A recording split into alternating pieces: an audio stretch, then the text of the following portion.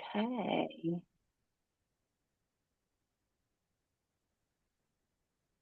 We've got people joining. Welcome. I'm going to keep admitting people because we've got the waiting room, but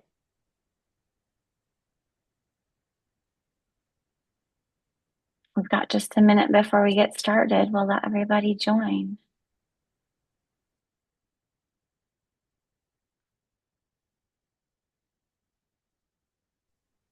It's good to see your faces. Thanks for being here. Thanks for having cameras on too. If you have the capability, we'd love to see your faces. Eventually, we would love to hear from you. So if you would, if you can, turn your cameras on for us. And then what we'd love too is if you, as you're logging in, if you would type your name in the chat along with your organization and where you're located so that we can kind of get to know each other a little bit more so Aaron can see who's all here if you're new faces for him.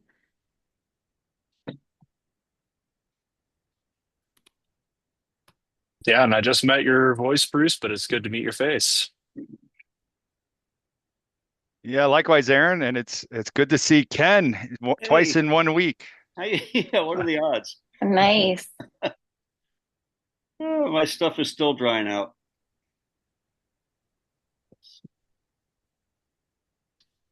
Is it a wet one? Wet trip?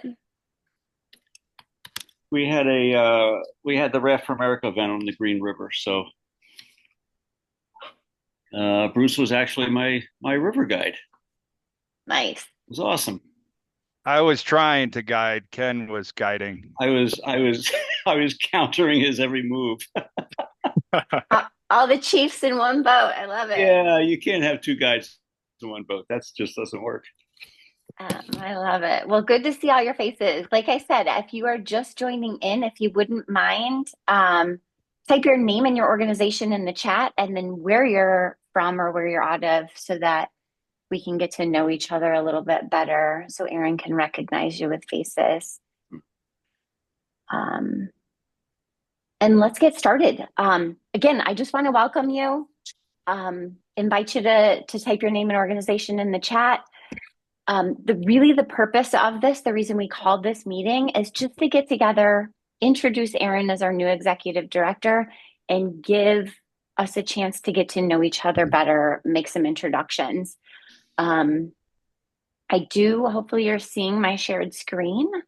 I do have a plan for the agenda, just a couple minutes to open. A few minutes, we're going to do some updates on America Outdoors, what's going on legislatively and with the organization. Then I have a few questions that are already pre-set up for Aaron to answer. And then after that, hopefully we'll have a good 20 to 30 minutes for you to jump in, share your stories, ask your questions, anything you may need. So if we can just think about like that last end, if you have any questions at the end, raise your hand. If there's something like want to ask right now, you need to ask, jump in and turn your mics on, or if I'm missing something or doing something, feel free to tell me what I forgot too. You guys, a lot of you know me pretty well and know that sometimes I forget to like say my name or something. You got me covered on that one, I hope. But otherwise, we'll get into some things so I can get to you and make it your turn. So, with that being said, Aaron, welcome to America Outdoors. It's been a busy couple of weeks. So we are so glad to have you, and I'm so glad to like tell everyone you're here. So, if you want to start with some highlights of what we've got going on, that would be awesome. Absolutely. Yeah. Thank you. And thanks to everybody for showing up. To all the folks who know me, I hope you'll throw me the softballs there at the end. But I'm really excited to be here. Genuinely, I'm really excited to be here and to be a part of America Outdoors, and to get a chance to meet some of your faces. I was thinking and telling Karen when we went down to met in person to get a week of work in together, and I was telling her I'd really like to have like the old fashioned Facebook, just like a photo album where you can go through and figure out who people are. But this is a good start. Um, In any case, as Karen mentioned, one of the things we were thinking about starting out with is just organizational updates and current highlights of what AO is working on, and there's a lot. And I do have a reputation for being verbose, but I'll try to keep it top level. And if there are questions on anything in particular toward the end, we can come back to those. But to jump right in. So, over the past several months, as I think you all know, AO has been really deeply engaged on multiple legislative and regulatory fronts, from protecting access, reducing red tape, sort of under those general auspices, but more specifically with the recent passage of Explore, signed into law in January. I've been trying to get up to speed with our partners and advocates and on where we are in implementation. So coordinating meetings with different agencies mandated with implementing certain provisions within Explore. Don't need to tell anybody here that AO led that national advocacy effort. So modernizing, streamlining some special recreation permitting provisions, improving infrastructure, expanding access. There's all sorts of stuff baked into Explore. It is underway. It's underway more slowly than I think we would have liked, but really not any more slowly than we should have expected with federal agencies. We'll cut that part out of the recording. We're also I've also already been talking with some of our wonkier folks about some technical fixes to Explore going forward. So if there's opportunities for amendments, just to clear things up and to provide better district level guidance, so all those benefits are actually realized on the ground. Moving on, we were and have been actively engaged on issues surrounding the proposals to dispose of public lands, which obviously, at least at this point, have fallen flat. But it's an issue that we know, most of our members, if not all of our members, care about, or at the very least would be impacted by in some way. And so there's currently no set proposal on the table. But we're keeping track of it, collaborating with partners to ensure that should anything arise, access is protected for the happening industries, and that at the very least our perspectives are heard and are part of the conversation. On the regulatory front, we're tracking a number of different things, and we'll be engaged in a number of different things, from the Endangered Species Act, rescission of the definition of harm, BLM's expanded use of categorical exclusions, which Don Simon, I see here, was helpful in grounding to a large degree for me. Some additional NEPA, low impact activity provisions. We will likely be commenting on the proposal, which will be in your inboxes soon in a newsletter. Again, it was there last week, I think, too. On the proposal by USDA, USFS to reorganize and functionally to get rid of or at least shuffle regional offices. And I bring that up in particular just because I think it'd be really helpful to have any input from all of you and our other members on your thoughts on that, and maybe more to the point, some specific concerns or pain points you could see in that reorganization, such that, if it does go through, is implemented, we at the very least are able to help inform how that is done, such that it doesn't disrupt operations inordinately. So we are definitely still engaged on the wage and hour issue, pushing for clarity surrounding exemptions, regarding recreational establishments, but also looking at what statutory language we would like to have in there, whether the current version that is already a thing or something that addresses seasonality in a different way. And that's been a topic with the Governmental Affairs Task Force, which I met with just last week for the first time. Looking ahead, we're going to continue engaging directly with all of you through webinars like this. If this is a webinar, Karen told me earlier it wasn't. In-person meetings, hopefully. I would really like to be able to meet your faces in person, and advocacy in the places where it matters, so DC and on a state level, to make sure that AO's voice as an organization, as representing the industry, but also that all of your voices are part of shaping those policies going forward. I'm sure there are things that I left out there, but that's sort of the top level summary. And I'll kind of look to the screen for anybody shaking their head no at me for missing something big. I think you No got head a shakes. lot of it. Yes, it's been a lot. That's a lot for 2 weeks.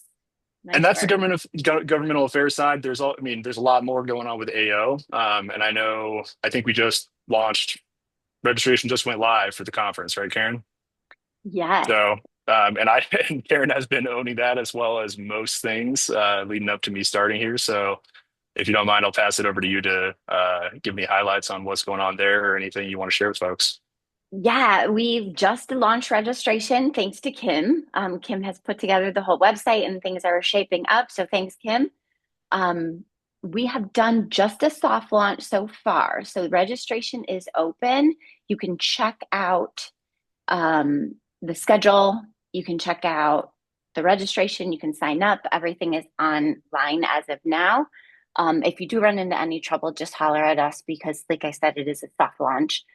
You won't see that marketing start to drop until the end of the week. But good things to come. If you do have wilderness first responders or CPRs, that'll be back again this year. So think about that Monday and Tuesday before the conference if you want to fit those in.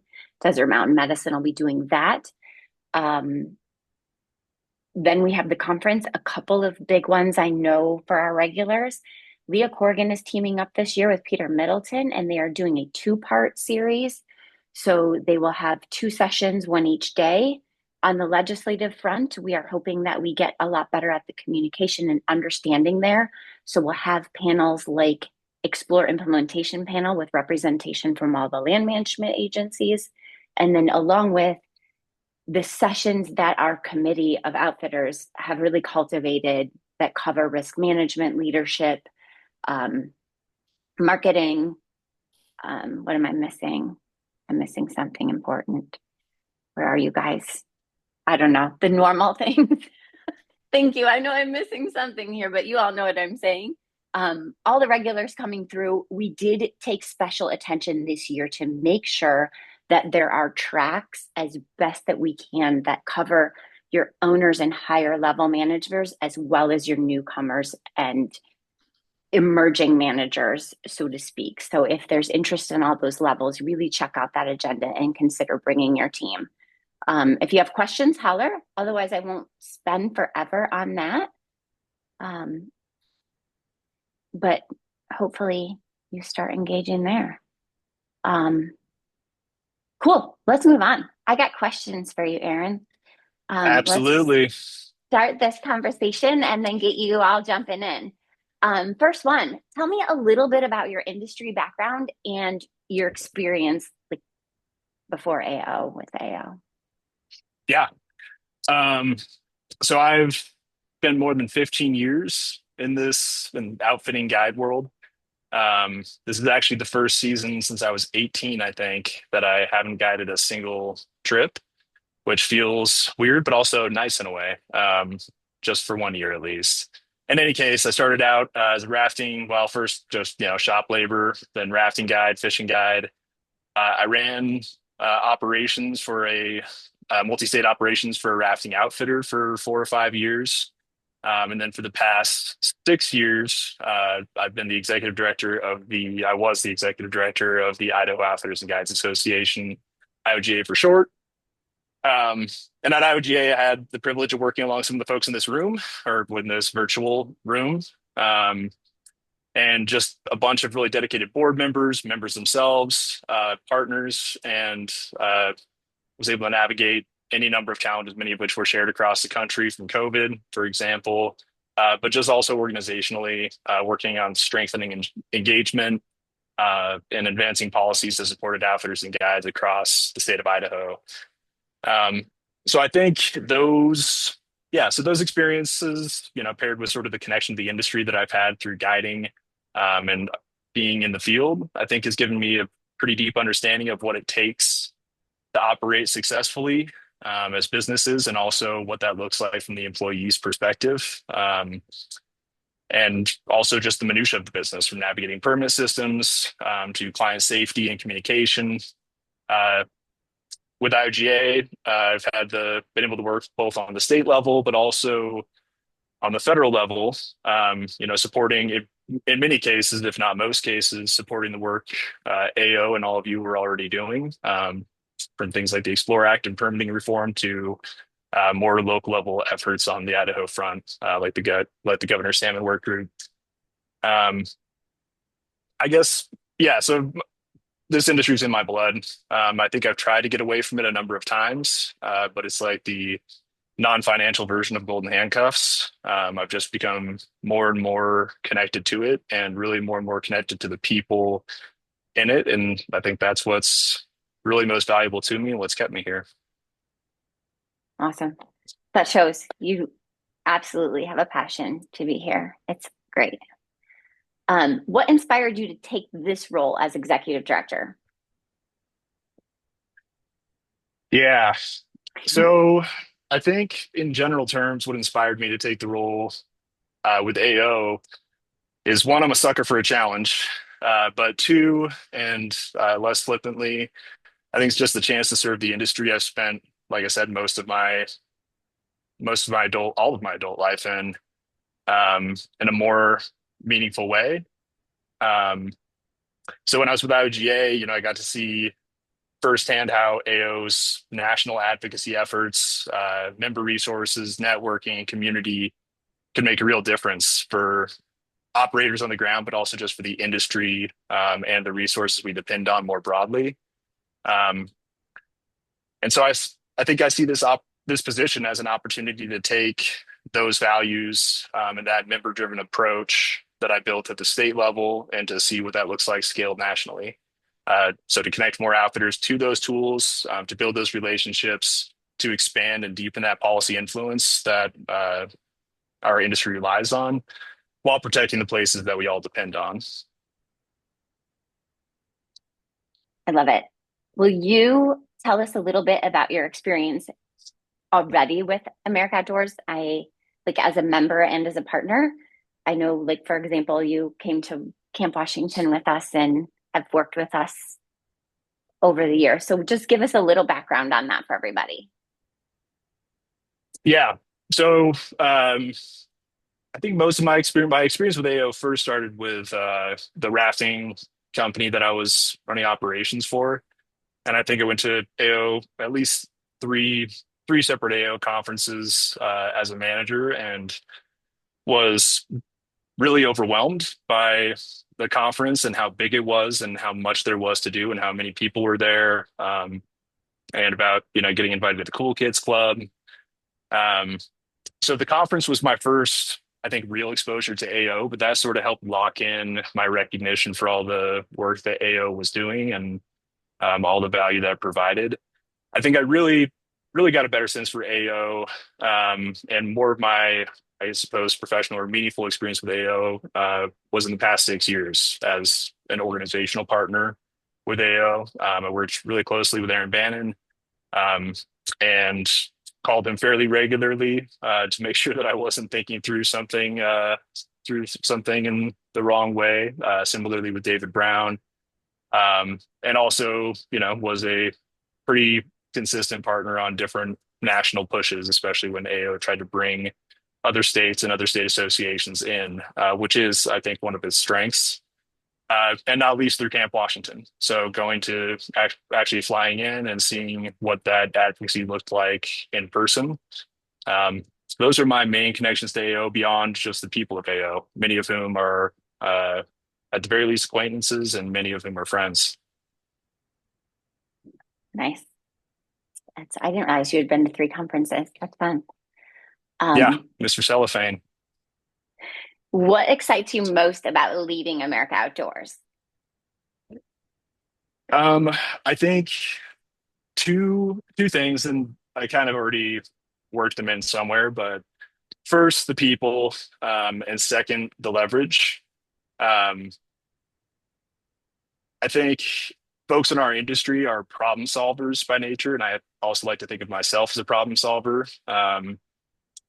But I think what excites me, on the leverage front, when AO connects all of this industry expertise across the entire nation and all the different sectors of our industry, we can really shift policy and influence outcomes in a way that I think very few industries can. Uh, if for no other reason than we have a unique geographic distribution. We are uniquely bipartisan in certain ways. We definitely cross the boundaries between Republican and Democrat and really have this shared common focus that I think we see come to the full around issues like public lands recently.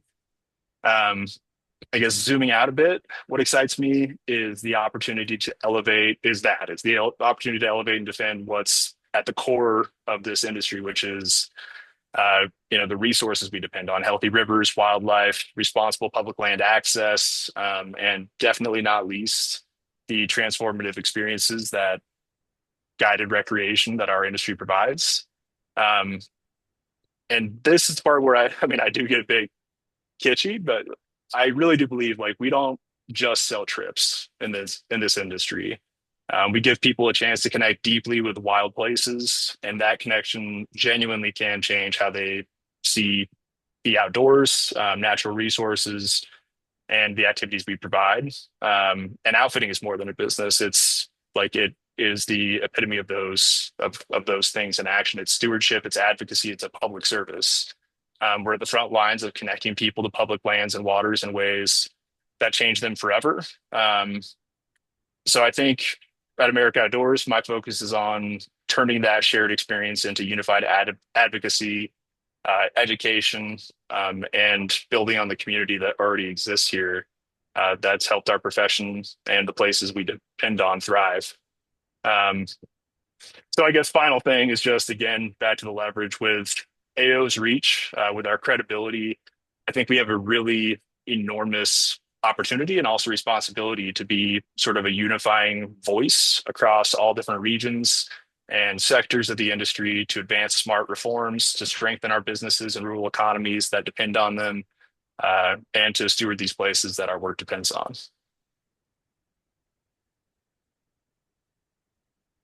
Awesome. I love it. And I know you mean it. And that's I do mean it. super cool. I know. I know. Um, okay, you have a room full of outfitters.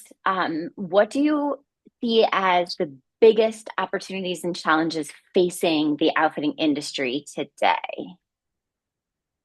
Biggest opportunities and challenges. I think the biggest opportunities are growing, really meeting, if not growing, the demand for these meaningful outdoor experiences. I think we've seen the growth. COVID, everybody points back to COVID, and COVID was this boom, but I think really COVID just revealed something that was already there, that more and more people find more and more value and have more and more of a desire to be in places that matter, to experience things that matter, to do things that feel real in a world that feels increasingly unreal or disconnected from what is natural.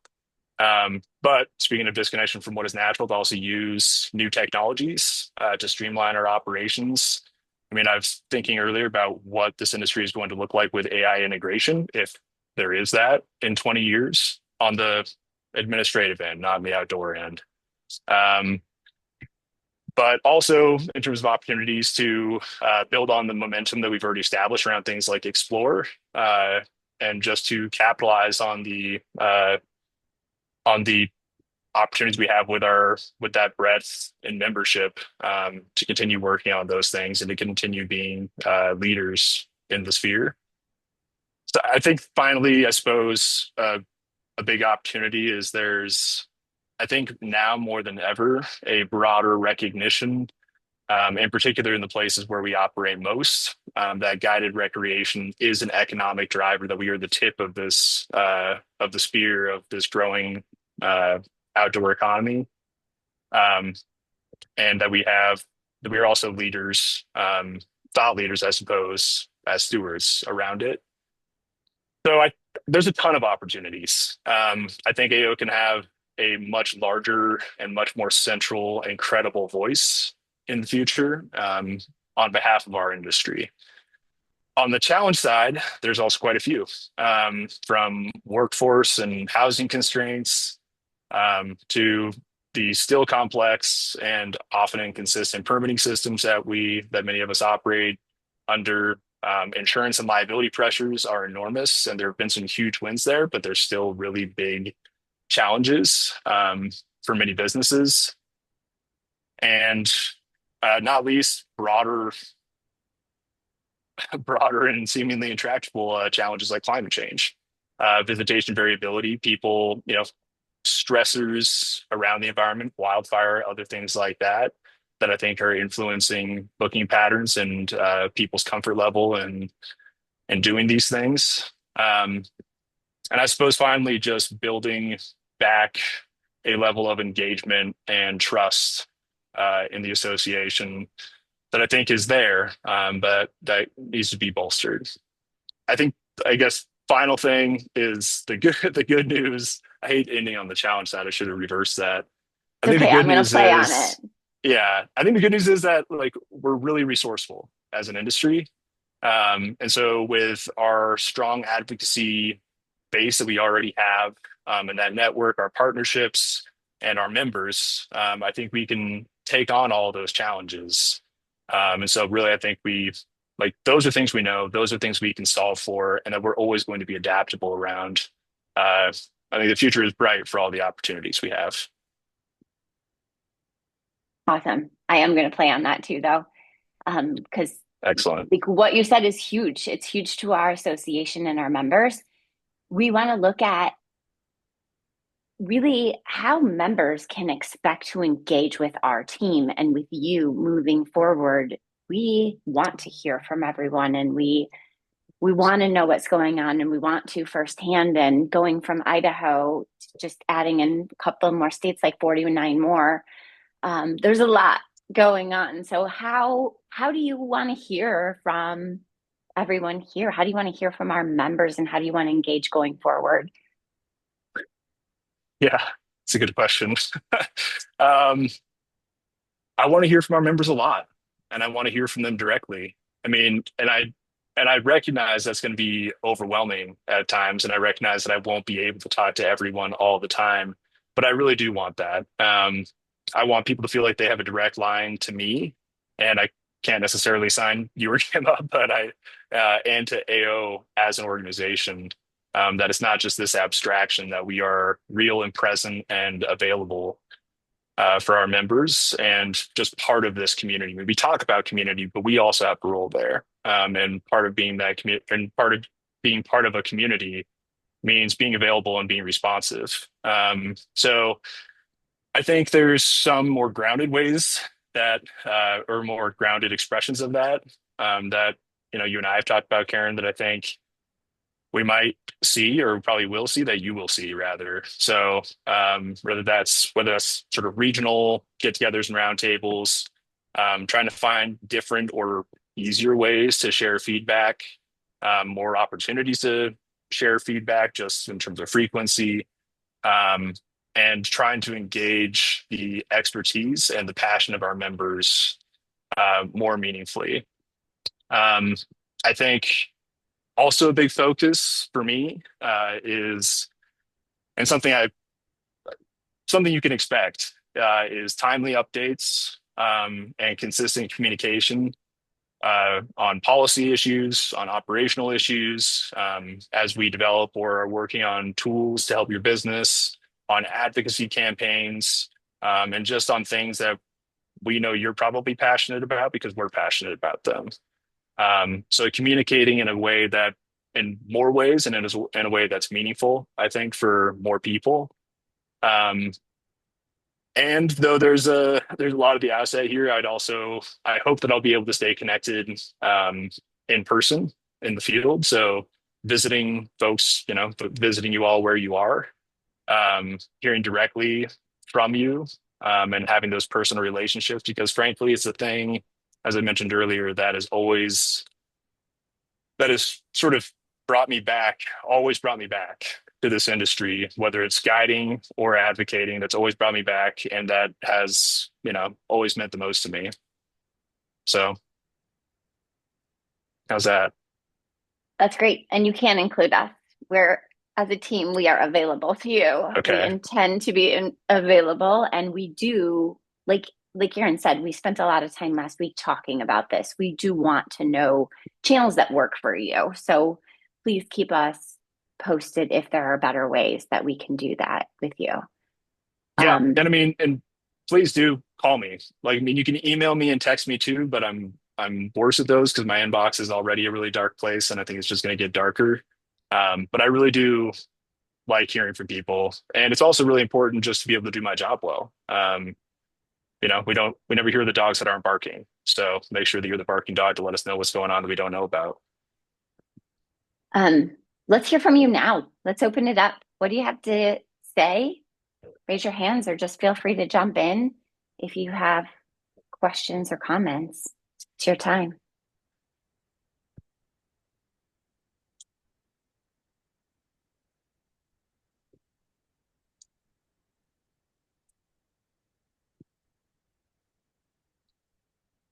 They can also just be short compliments.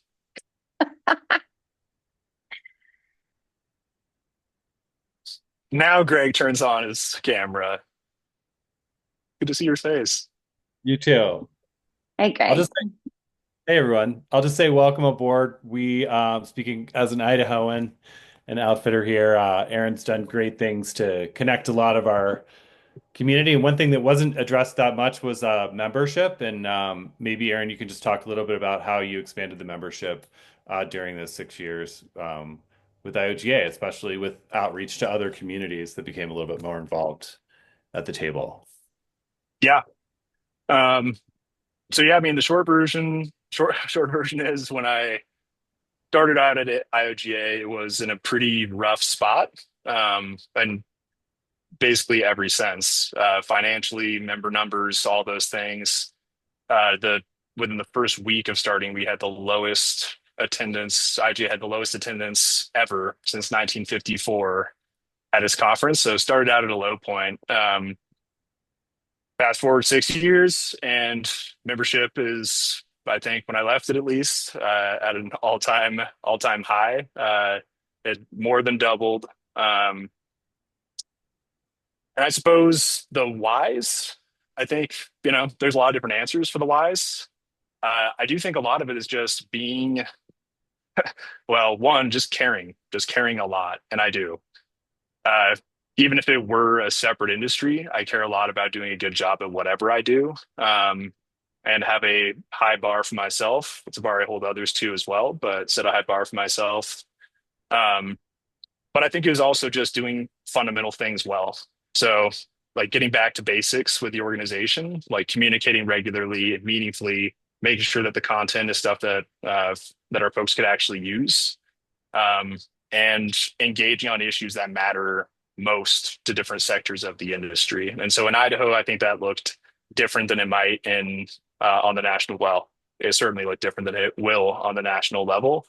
Um, but showing up on showing up on things that really impact people's businesses, showing up on hunt tag allocation, showing up on salmon and steelhead issues, showing up for wildlife management plans, on general management plans, and just always being available and communicating through action over time this this matters, that we're taking it seriously, and that membership matters, I suppose. I think it fundamentally comes back to just doing a good job and having good principles.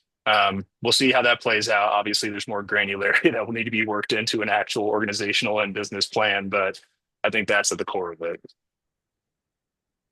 Unless I forgot anything, Greg. Thumbs up. Appreciate it.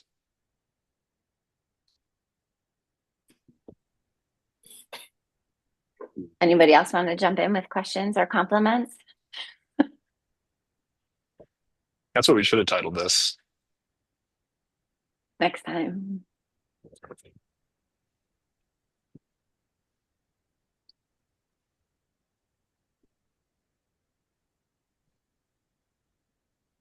My favorite color is sage green. I'm sure somebody was wondering that.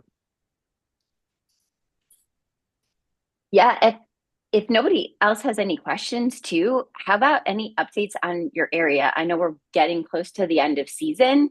Some of you maybe are even wrapping season. I know some of you have time left, but tell us what's going on with you, with your area, or with your companies, or anything. What's happening out there?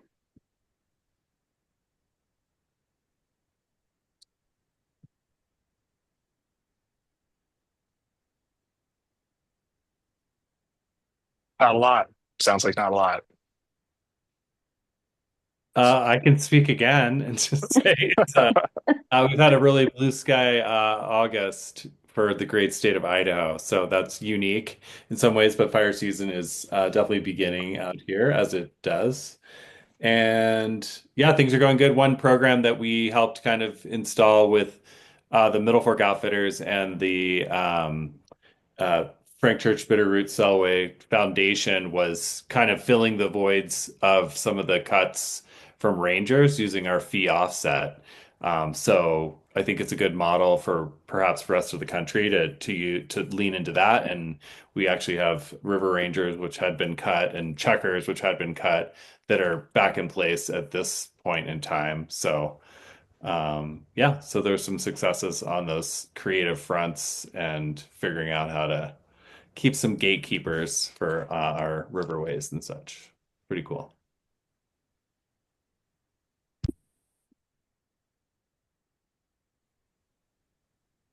I'm here in Idaho. It is nice to not have the overcast, smoky environment for once. Yeah. Is that overcast, smoky environment still in the canyon? Maybe, On the main, I don't know. no, in the Grand. Maybe I'm calling out Um, Dean here on this. Oh, yeah, this is Dean Knuth with Grand Canyon Whitewater. It's getting better. So the fire is still happening.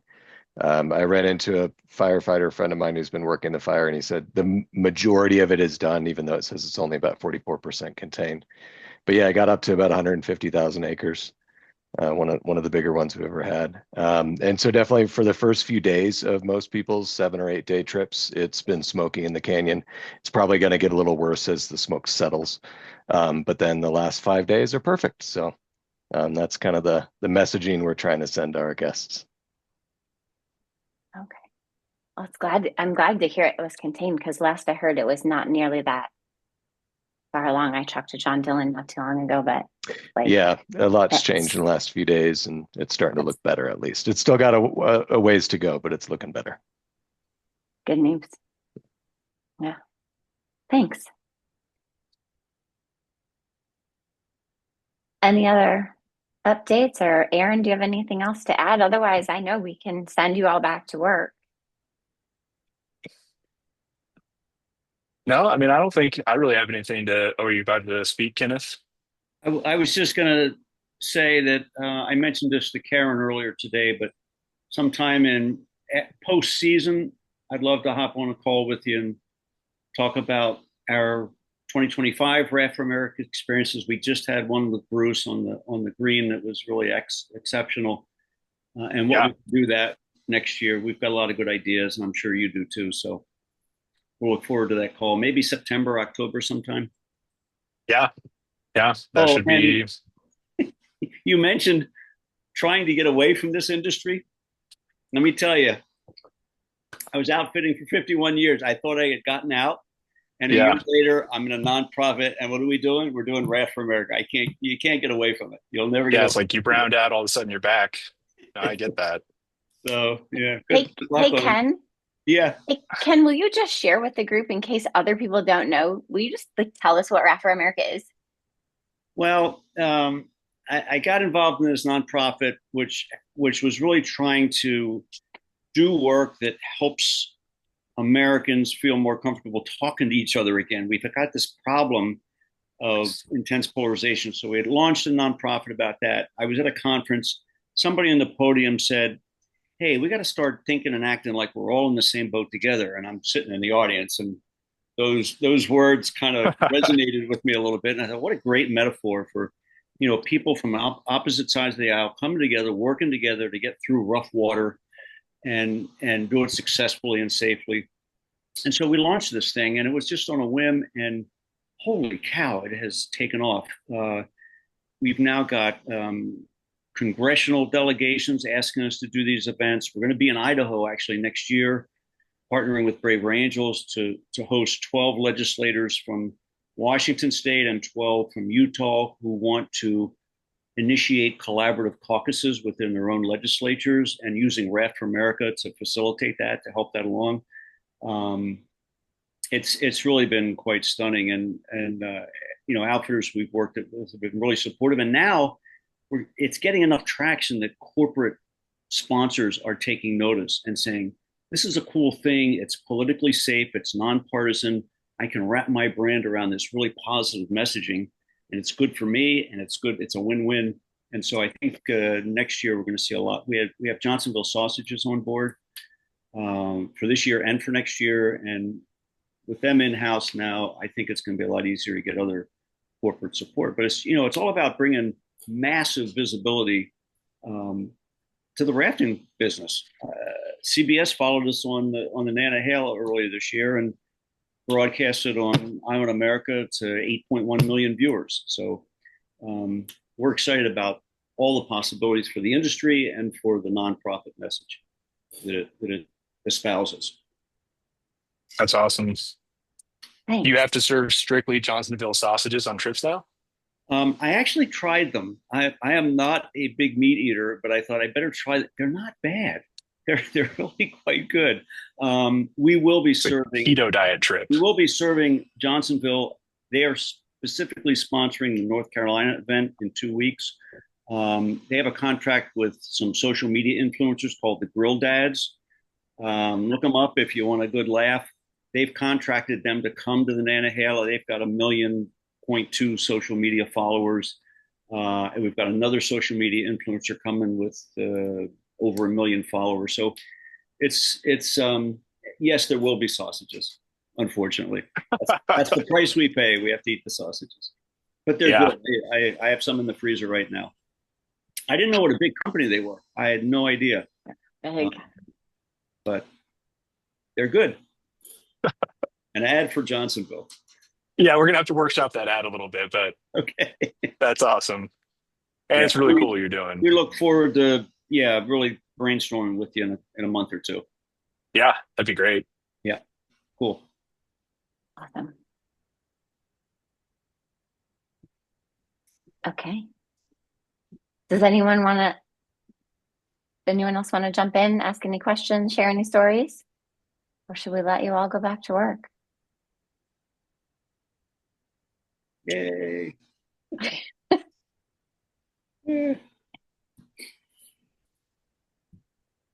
Yeah, no pressure. It's good just to see you. Appreciate you joining. Thanks for doing this. Appreciate it. Of course. It is great. Thank you all for making time for us today.